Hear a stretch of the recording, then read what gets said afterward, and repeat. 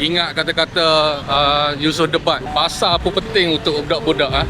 Seminggu sekali wajib mari pasar. Mana Ilham? Kejut Ilham. Minggu sekali wajib mari pasar. Asal hari Khamis kami tak mari pasar. Hari tak beli banyak pun. Kadang yang mari beli air. Ni ada roti-roti. Tu ada kek.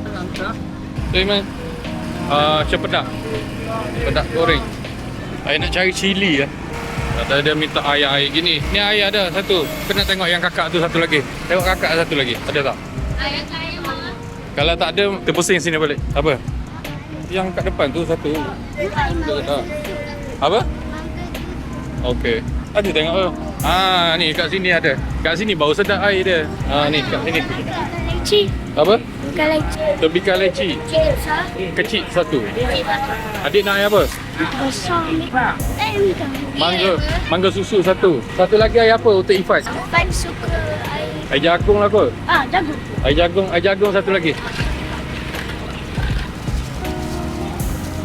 So dia beli-beli gini ya. Beli air. Habislah 10 ya.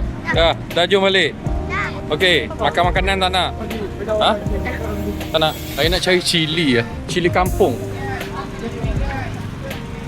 Dah, tu je lah. Dia mari beli gitu ya. Tak beli ngaruk-ngaruk. Air manis pun ngaruk kok. Seminggu sekali wajib mari berhabis pasar. Okey, bye-bye. Bye. Ingat Ustaz Samsul debat ayat pasar apa penting untuk anak-anak.